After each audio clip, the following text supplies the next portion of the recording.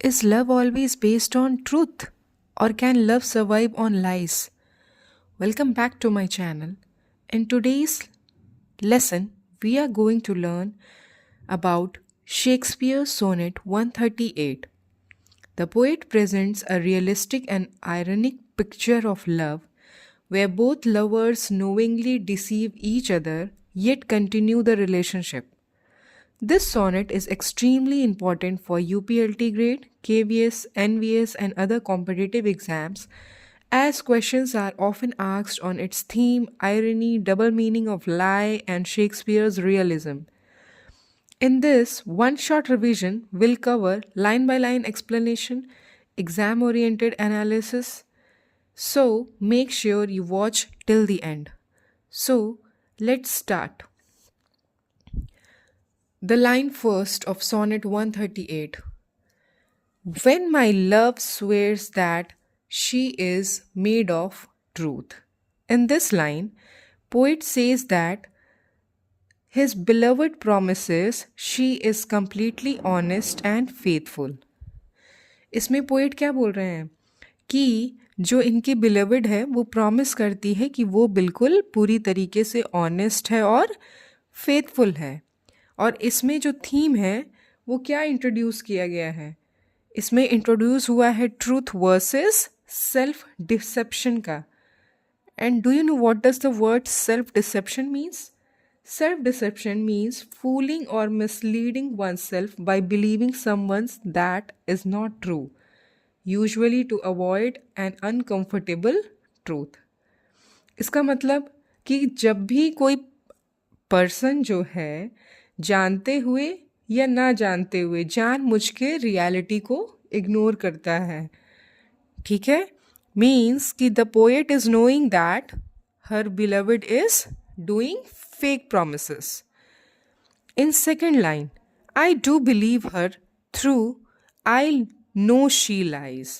क्या बोल रहे हैं कि भाई ऐसा है, although the poem knows she is lying, he still chooses to believe her. वो जानते हैं कि वो झूठ बोल रही है, पर वो फिर भी क्या कर रहे हैं, उनको बिलीव कर रहे हैं उस पर। और इस पैरा में क्या शो कर रहा है, इस लाइन में म्यूचुअल डिसेप्शन इन लव। इसका मतलब क्या होता है, जब when both sides lie to each other and are aware of it and but still continue the relationship, मतलब कि दोनों लोग एक दूसरे के झूठ के बारे में जानते हैं बट फिर भी रिलेशनशिप को आगे बढ़ाते हैं और वो लव में रहते हैं। Line 3. That she might think me some untutored youth. He pretends to believe her so that she may think he is young, innocent and inexperienced. क्या बोल रही हैं कि भाई ऐसा है कि जो हमारे शेक्सपियर है वो ये बोलना चाहते हैं कि हो सकता है कि जो बिलवड है वो ऐसा सोचे कि जो अभी हमारे पोएट हैं वो यंग हैं, इनोसेंट हैं और इनएक्सपीरियंस्ड हैं, उनको कुछ पता नहीं है। लेकिन सच्चाई तो क्या है, love involves pretences from both the side. What does the word pretence means? Pretense means the act of pretending something that is not true, especially to hide real feelings, facts or intentions. क्या होता है pretension? Pretense का मतलब होता है सब कुछ ऐसा दिखाना जैसे कि कुछ भी ट्रू नहीं है और रियल फीलिंग को छुपाना होता है। अब हम बढ़ते हैं अपने लाइन नंबर 4 की तरफ। Unlearned in the world's fall सब्टिलिटीज का मतलब क्या होता है? इसका मतलब होता है फाइन, डेलिकेट या फिर not easily noticed details, especially those involving cleverness, trickiness or hidden meanings. इसका मतलब कि अब ये क्या सोच रहे हैं poet, he wants her to believe that he does not understand the tricks and lies of the world. और वो कहीं ना कहीं ये चाहते हैं कि जो हमारी पोएट के बिलीवर्ड हैं वो ये समझें कि जो हमारे पोएट हैं कोई भी ट्रिक नहीं जानते हैं, और पूरी जो इस वर्ल्ड में झूठी चीज़ें हैं उन उससे भी रिलेटेड इनको कोई भी जानकारी नहीं है। एंड आयरनी ये है और रियलिटी क्या है, ही एक्चुअली अंडरस्टैंड्स एवरीथिंग, और सच्चाई ये है कि वो जो है सब कुछ जानते हैं। अब हम बढ़ते हैं अपने नेक्स्ट लाइन की तरफ। Line number 5। Thus vainly thinking that she thinks me young, ठीक है, अब ये गलती से both are mistaken, he thinks she believes he is young। क्या हो रहा है इसमें, इसमें दोनों एक दूसरे को लेके गलत फहमी में हैं, और यहाँ पे जो मेन वर्ड है, मेन थीम है, वो क्या निकल के आ रहा है, सेल्फ डेल्यूशन। इसका मतलब क्या होता है, feelings one self by believing something that is not true even when there is evidence against it. इसका मतलब यही है कि ये मतलब क्या करना, खुद को कन्विंस करना, ठीक है, और किसी झूठे बात पे या महसूस करना, और क्या कर देना, रियलिटी को अवॉइड कर देना। तो इसमें देखिए यहाँ लिखा है कि दोनों लोग जो है मिस्टेकन हैं, क्योंकि अब वो क्या सोच रहे हैं कि she beliefs he is young. ऐसा सोच रहे हैं हमारे पोएट कि वो भरोसा करती है कि वो अभी तक यंग है। Although she knows my days are past the best, वो फिर भी जानती है, she actually knows that he is old and past his youth, वो ये जानती है कि अब जो हमारे पोएट हैं वो बूढ़े हो चुके हैं और अपना जो यूथ है, जो अपनी जवानी है, वो उसको बिता चुके हैं।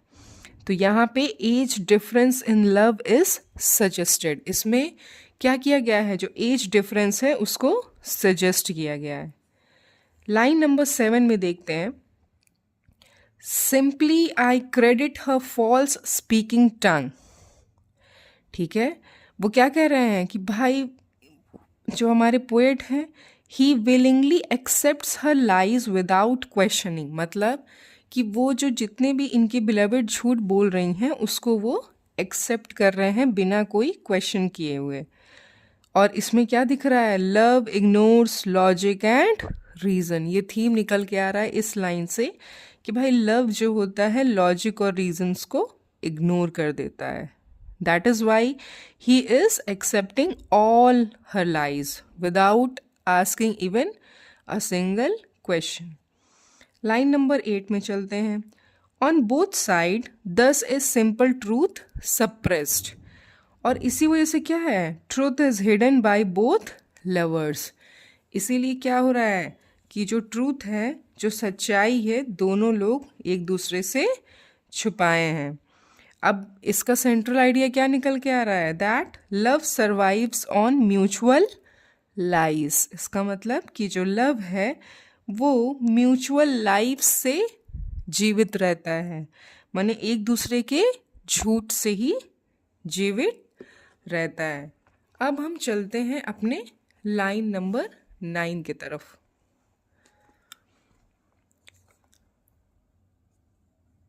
But wherefore says she is not, she is unjust. क्या बोल रहे हैं, पोएट पूछते हैं why she does not admit that she is unfaithful. अब भाई पोएट बार बार परेशान है कि भाई क्यों, वो पूछना चाहते हैं कि वाई, क्यों नहीं वो इस चीज़ को एक्सेप्ट करती है कि वो अनफेथफुल है। आपको क्या लगता है क्यों वो नहीं एक्सेप्ट करती होंगी?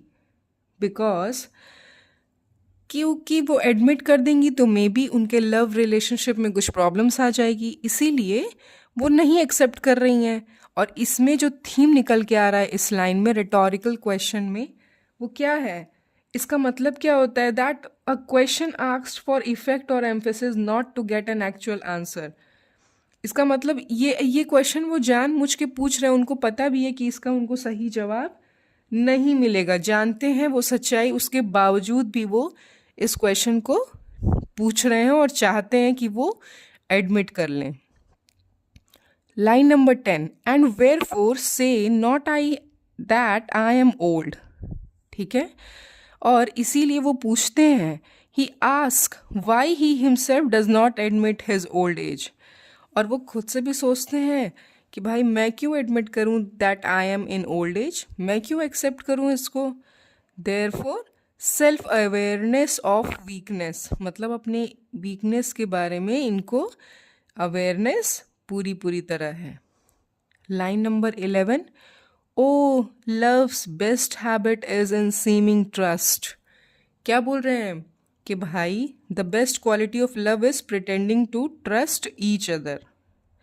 भाई सबसे अच्छी आदत क्या होती है लव की, कि एक दूसरे पे ट्रस्ट करने का प्रिटेंड करना। It means appearance matters more than reality. सच्चाई से ज़्यादा जो अपीयरेंस है वो मैटर करता है। आप कैसा प्रेजेंट कर रहे हैं, आप कैसा शो कर रहे हैं, that is more important than reality. Line number 12, and age in love loves not to have years told. अब इस लाइन में क्या बोल रहे हैं, old lovers dislike being reminded of their age. और जो लोग पुराने प्रेमी हैं वो अपने उम्र के बारे में चाहते नहीं हैं कि उनको याद दिलाया जाए।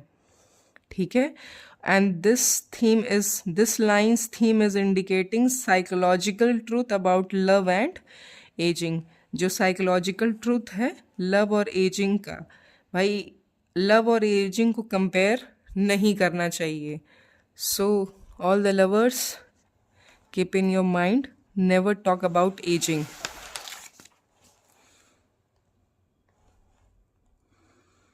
Now move on to line number 13. Therefore I lie with her and she with me, and finally both lovers lie to each other. ठीक है, और इन एक दूसरे की जो है जो भी सच्चाई है उसको एक्सेप्ट करते हुए बट प्रिटेंड नहीं करते कि हम लोग एक दूसरे की सच्चाई जानते हैं। The word lie also suggest physical intimacy.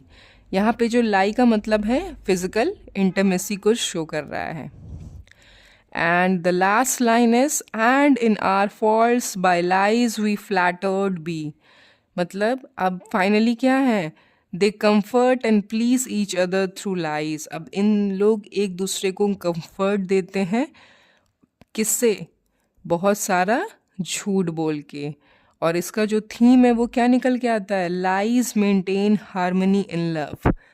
क्या कर रहा है, झूठ जो है वो हार्मनी मेंटेन करके रखा है लव में। अब कुछ इम्पॉर्टेंट एग्जाम पॉइंट्स हैं। थीम क्या है इसका, overall love, deception, self illusion. खुद से ही सब कुछ सोच लेना, ठीक है, खुद ही कमियों को एक्सेप्ट कर लेना। टोन कैसा है, आयरनिकल है और रियलिस्टिक भी है। टाइप कैसा है, ये शेक्सपियरियन सोनेट है। And what is a central idea, love survives through mutual lies.